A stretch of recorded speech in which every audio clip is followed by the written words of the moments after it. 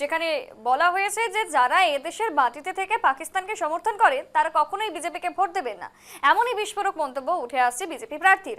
কালাই মণ্ডলে একই দিনে 8টি সভা, অগ্রিম বিজয়ী সংবর্ধনার জোয়ারে ভাসলেন কাটিগড়া কেন্দ্রের বিজেপি প্রার্থী কমলাক্ষ দে পুরকায়স্থ। একদিনে 8টি জনসভা, আর প্রতিটি সভাতেই উপচে পড়া ভিড়। এই দৃশ্যই ইঙ্গিত দিচ্ছে আগাম বিজয়ের বার্তা। এমনই মনে করছেন কর্মী সমর্থকেরা। জনজোয়ারের মাঝেই সংবাদ মাধ্যমের মুখোমুখি হয়ে একাধিক গুরুত্বপূর্ণ বক্তব্য রাখলেন কাটিগড়া কেন্দ্রের বিজেপি প্রার্থী কমলাক্ষ দে পুরকায়স্থ।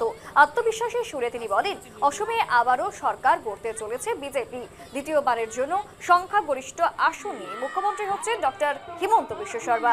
কমলাক্ষের মতে কাটিগড়া কেন্দ্রের দিকে এবার বিশেষ নজর রয়েছে মুখ্যমন্ত্রীর। তিনি আরও দাবি করেন, শুধু মুখ্যমন্ত্রী নয়, কেন্দ্রীয় স্বরাষ্ট্রমন্ত্রী অমিত শাহ এবং দলের সর্বভারতীয় সভাপতি নীতিন নবীনেরও সরাসরি নজর রয়েছে এই আসনের উপরই। ফলে কাটিগড়া উন্নয়নের নতুন দিগন্ত খুলতে চলেছে বলে কমলাক্ষ বাবুর বিশ্বাস।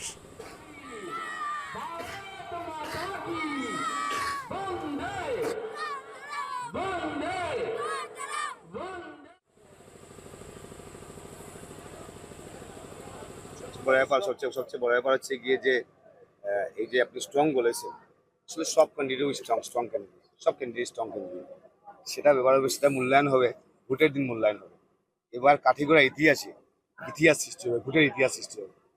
মানুষ বুঝতে পারছে না ভোট কীভাবে হবে।